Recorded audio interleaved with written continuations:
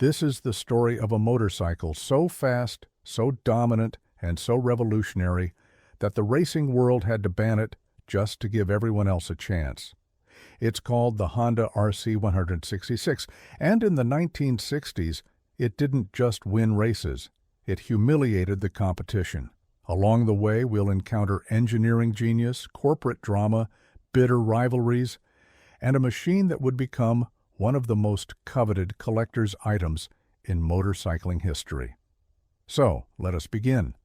But first, what exactly was the world of Grand Prix motorcycle racing like before Honda decided to turn everything upside down? In the early 1960s, Grand Prix motorcycle racing was dominated by European manufacturers, the Italians, the Germans, the British. They had been building racing motorcycles for decades, and they knew what they were doing, or at least they thought they did. The established wisdom was clear. You wanted a competitive racing motorcycle. You built a single cylinder, or maybe a twin, simple, lightweight, reliable. That was the formula. Everyone followed it. Everyone accepted it. Then Honda showed up. Now, I mention this because Honda in 1960 was not the industrial giant we know today. They had only started making motorcycles in 1949. Just over a decade of experience. The European manufacturers looked at this Japanese company, and frankly, they laughed. Japan was known for making cheap copies of Western products, not for innovation, not for engineering excellence. What could these newcomers possibly teach the masters of European racing? As we will see, quite a lot. Honda's founder, Soichiro Honda, was not a man who accepted limitations. He had announced in 1954 that Honda would compete in the Isle of Man TT, the most prestigious motorcycle race in the world. People thought he was dreaming. But Soichiro Honda didn't dream. He planned. And then he executed. The company's first attempts at Grand Prix racing were, let's be honest, embarrassing. Their early machines were slow. They broke down. The European press was politely dismissive, but Honda's engineers were watching, learning, taking notes, and, most importantly, they were thinking in ways that nobody else was thinking. Here's the thing about Honda's approach. While European manufacturers were refining what already existed, Honda was asking a fundamental question. What if everything we think we know about motorcycle engines is wrong? What if the path to more power isn't through bigger cylinders, but through more of them? This idea wasn't entirely new, but nobody had pushed it as far as Honda was about to push it. The principle is actually quite simple when you think about it. An engine produces power through combustion. The faster you can complete combustion cycles, the more power you make. A single-cylinder engine hits a physical limit pretty quickly. The piston can only move so fast before things start flying apart. But what if you had two cylinders? You could rev higher because each piston was doing less work. 4 cylinders? Even better. 6 cylinders? Now you're getting somewhere interesting. The problem was that more cylinders meant more complexity, more parts that could fail, more weight, more friction, more everything that could go wrong. The engineering challenges were enormous. Nobody had made a 6-cylinder motorcycle engine that was light enough, small enough, and reliable enough to race competitively. Nobody except Honda. The RC166 project began in the early 1960s as Honda's engineers pursued their obsession with high-revving multi-cylinder engines. They had already built successful 4-cylinder machines. They had experimented with 5 cylinders. But 6 cylinders in a 250cc racing motorcycle? That was considered impossible. Each cylinder would displace just over 41 cubic centimeters. Imagine 6 tiny engines, each about the size of your thumb, all working together in perfect harmony at impossible speeds. The technical specifications alone are staggering. The RC166's engine could rev to over 18,000 revolutions per minute. To put that in perspective, your car engine probably redlines around 6,000 or 7,000. This tiny motorcycle engine was spinning nearly 3 times faster. At those speeds, the pistons were completing their cycle so quickly that the human eye couldn't track it. The valves were opening and closing faster than most people can blink. And it worked. The RC166 produced around 60 horsepower from just 250 cubic centimeters. That might not sound impressive by modern standards, but in 1966 it was absolutely extraordinary. Comparable European machines were making perhaps 40 horsepower. Honda had achieved a 50% power advantage through sheer engineering brilliance. But here's where it gets really fascinating. Making power is one thing. Making that power usable is another entirely. An engine that powerful, but uncontrollable, would be worthless on a racetrack. Honda's engineers had to solve problems that nobody had ever faced before. How do you cool 6 cylinders packed so closely together? How do you lubricate components moving at those speeds? How do you make a transmission that can handle the power without adding too much weight?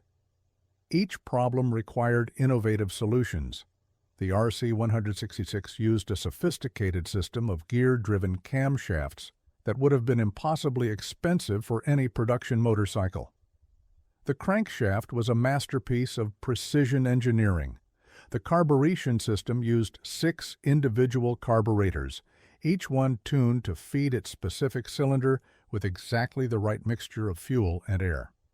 I mention this because the RC166 wasn't just a racing motorcycle. It was a rolling laboratory of advanced engineering concepts.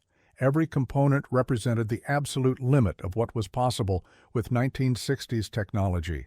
Some components were actually impossible with 1960s technology, so Honda invented new manufacturing techniques to make them. The first public appearance of the 6-cylinder Honda came in 1964, and the racing world didn't quite know what to make of it. The sound alone was extraordinary. While other racing motorcycles produced a deep, thumping roar, the RC166 screamed. It wailed. It sounded less like a motorcycle and more like a Formula One car. Spectators who heard it for the first time stood in amazement. Nothing had ever sounded like this before, and nothing had ever gone like this before either. If you're enjoying this story of engineering obsession and racing dominance, consider subscribing. It really helps us reach more people who appreciate this kind of deep dive into machines that changed history. But anyway, back to Honda's assault on Grand Prix racing. The 1966 season was when the RC166 truly demonstrated its superiority. Honda hired Mike Hailwood, the most talented motorcycle racer of his generation. Hailwood was British, charming, and fast beyond belief. He was also the perfect combination of skill and bravery needed to extract everything the RC166 could offer. Make no mistake, riding the RC166 was not easy. The engine's power band was narrow, the handling was challenging. But in the right hands, it was unstoppable. Hailwood won race after race, not just one. Dominated, he would pull away from the field so quickly that sometimes the race for second place was the only real competition. The European manufacturers who had laughed at Honda just a few years earlier were now scrambling to understand what was happening. How had these Japanese newcomers surpassed decades of European racing knowledge in such a short time? The answer was simple and humiliating. Honda had simply outworked and outthought everyone. Throughout 1966, the RC166 collected victories like a machine designed for no other purpose, which of course it was.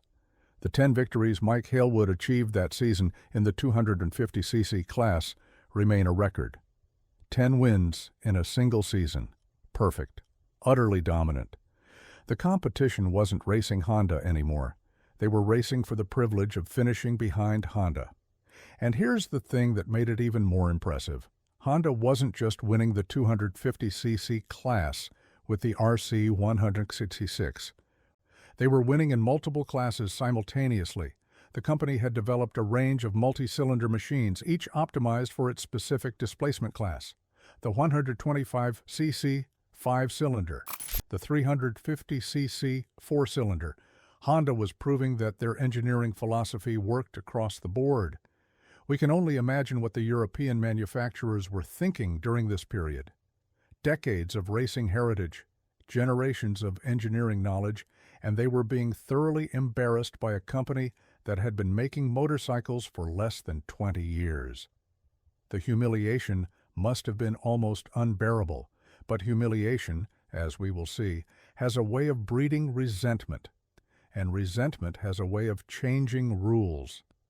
The governing body of motorcycle racing, the FIM, found itself in an awkward position. The spectacle of racing was being ruined. When one manufacturer dominates so completely, fans lose interest, sponsors lose interest, other manufacturers lose interest. Racing depends on competition, on drama, on the possibility that anyone might win on any given day. Honda had eliminated all of that. Something had to be done. Now, I want you to imagine the conversations that must have taken place in the back rooms of racing governance. The European manufacturers, proud and humiliated, making their case. Honda's approach was unsporting. It was destroying the competition. It was bad for the future of racing. And technically, they weren't wrong. Racing that isn't competitive isn't really racing at all. But there was another way to look at it. Honda had simply done what every racing team tries to do. They had built a faster motorcycle. Was it their fault that they had done it better than anyone else? The FIM's solution was elegant in its ruthlessness. They changed the rules. Starting from 1969, new regulations would limit the number of cylinders allowed in each class. For the 250cc class, the maximum would be 2 cylinders. For 350cc, 2 cylinders. The era of exotic multi-cylinder racing machines was over. Think about that for a moment. Honda had built something so dominant, so superior, that the only solution was to make it illegal. That's not a failure. That's the ultimate success. You know you've won when your competitors have to change the game itself just to have a chance. The RC166 and its siblings were effectively banned from competition. Honda, faced with regulations specifically designed to neutralize their advantage, had a choice to make. They could develop new 2-cylinder machines and continue racing under the new rules, or they could walk away entirely. They walked away. In 1967, Honda announced their withdrawal from Grand Prix racing. The official reason was that they wanted to focus on other areas of development. But everyone knew the real reason. If they couldn't race their technological masterpieces, they weren't interested in racing at all. Why compete with one hand tied behind your back? The departure left a void in Grand Prix racing that took years to fill.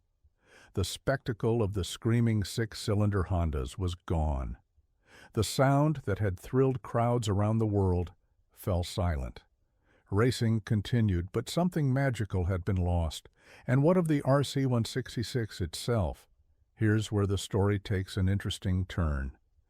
Because the motorcycles that were too fast to race would become some of the most valuable machines in existence.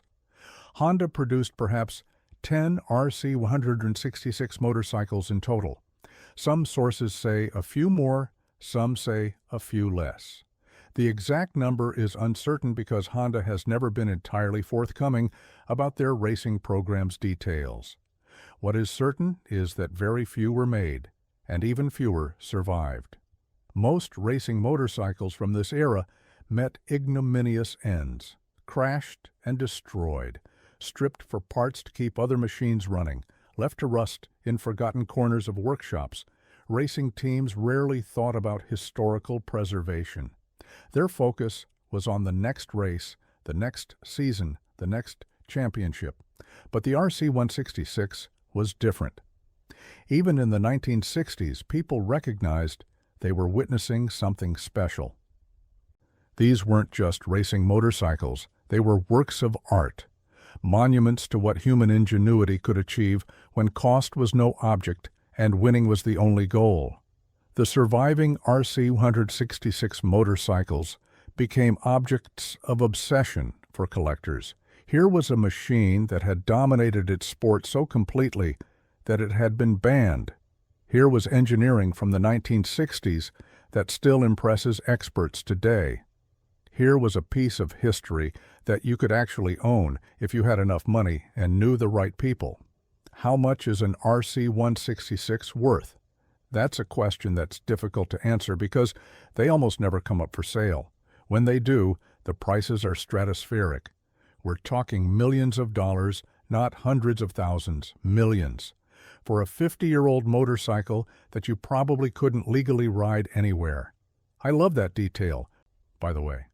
These machines that were built to go faster than anything else are now so valuable that their owners are terrified to run them. The ultimate racing motorcycles have become museum pieces, too precious to actually use for their intended purpose. But the RC166's influence extends far beyond its collector value. The engineering lessons learned during its development spread throughout the motorcycle industry like ripples in a pond. Every manufacturer who studied what Honda had achieved came away with new ideas, new approaches, new possibilities. The concept of high-revving, multi-cylinder engines for maximum power became standard practice. Today's superbikes routinely use four-cylinder engines that rev to redlines Honda's engineers would have considered conservative. The materials science advances pioneered for the RC166 found their way into production motorcycles. The manufacturing techniques invented to build it became industry standards. In a very real sense, every modern high-performance motorcycle owes something to the RC166. It proved what was possible. It established new benchmarks. It forced every other manufacturer to raise their game or become irrelevant. And yet, strangely, Honda never returned to the six-cylinder concept for production motorcycles. Despite proving it could work at the highest levels of competition, the approach remained confined to racing. The complexity, the cost, the difficulty of manufacturing such machines for public sale made it impractical. The RC166 represented a path not taken, a technological dead end that happened to be spectacularly successful in its specific application. There's something poignant about that. Honda built the ultimate expression of a concept, proved it beyond any doubt, and then had to abandon it. Not because it didn't work, because it worked too well. The six-cylinder motorcycle remains a legend partly because it remains rare. What might have been achieved if Honda had continued development for another decade? What if the regulations had never changed? We can only imagine. The men who built the RC166 deserve recognition, though their names are largely unknown outside specialist circles.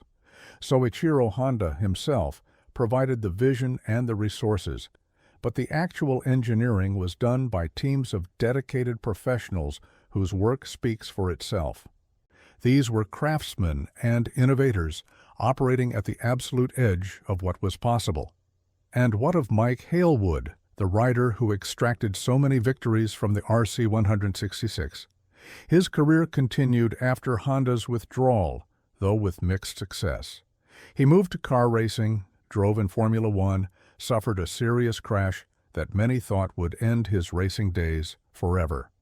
But in 1978, more than a decade after riding the RC166, Halewood returned to motorcycle racing at the Isle of Man TT. He won. At 40 years old, after all those years away, he won. It was one of the greatest comeback stories in racing history. Mike Halewood died in 1981 in a car accident near his home in England. He was collecting his children from a fish and chip shop when a truck made an illegal turn. A heartbreaking end for a man who had survived the most dangerous racing in the world. The Isle of Man TT, the race where Honda first proved itself to European skeptics, continues to this day. It remains perhaps the most dangerous motorsport event in existence, run on public roads at incredible speeds. Every year, riders are killed, and every year, new competitors line up, drawn by the same spirit that drove Honda's engineers to create the impossible. Some of those competitors ride Hondas. The company that was laughed at in 1960 is now one of the largest motorcycle manufacturers in the world. Their products range from basic commuter bikes to sophisticated touring machines to racing motorcycles that carry the legacy of the RC166 in their DNA. Well, there we are. The Honda RC166 was born from audacity and ambition. It dominated so completely that its competitors could only respond by changing the rules of competition itself. It became a legend, then a collector's item, then a symbol of what happens when brilliant engineers are given unlimited resources and a single-minded goal. The motorcycle industry would never be the same. Every manufacturer learned from what Honda had achieved. The technical innovations spread. The performance standards were permanently raised. A small Japanese company had proven that tradition and experience meant nothing against focused determination and superior engineering.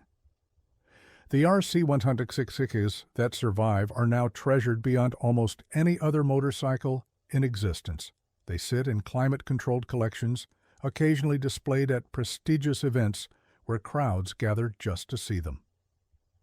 The scream of their engines at 18,000 revolutions per minute is rarely heard anymore. Most owners are too cautious to risk running such irreplaceable machines, but the influence lives on.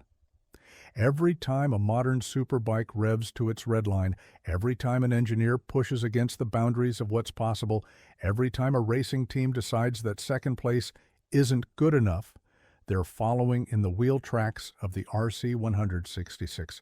Honda built something perfect, so perfect it had to be banned. And then they walked away, leaving behind a legend that grows with every passing year. That is the story of the Honda RC166. If you enjoyed this one, subscribe for more and let me know in the comments where you're watching from. Take care, and I'll see you in the next one.